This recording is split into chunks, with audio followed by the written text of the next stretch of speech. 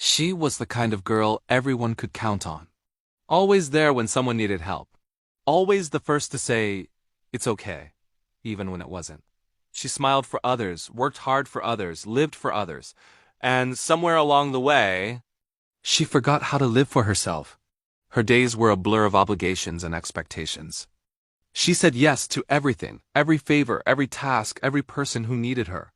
But when it came to her own needs, her own dreams, she stayed silent. She thought love meant sacrifice, that being good meant putting herself last. At first, it felt noble, selfless. But soon, the weight grew heavier. The girl who once loved laughter began to fade behind a polite smile. The sparkle in her eyes dimmed, replaced by exhaustion she hid so well. Every night, when she looked in the mirror, she saw a stranger staring back. The reflection had her face, but not her spirit. She had lost the sound of her own voice in the noise of pleasing everyone else.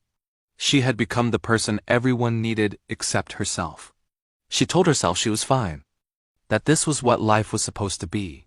But deep inside, there was a quiet ache, a voice whispering, "When was the last time you did something just for you?" One evening, after another long day of pretending to be okay, she finally broke. It wasn't loud. There were no screams, no dramatic moments. Just silent tears in the dark, the kind that come when you realize how far you've drifted from who you used to be. In that stillness, she remembered the dreams she once had, the hobbies she abandoned, the laughter she stopped letting out.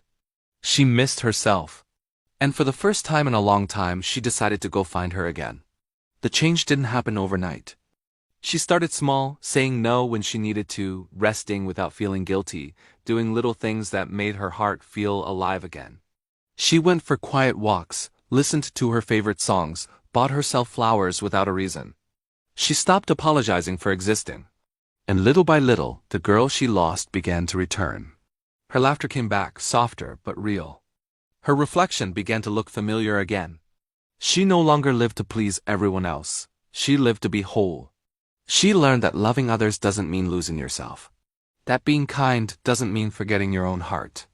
That it's okay to put yourself first sometimes, not out of selfishness, but out of self-respect.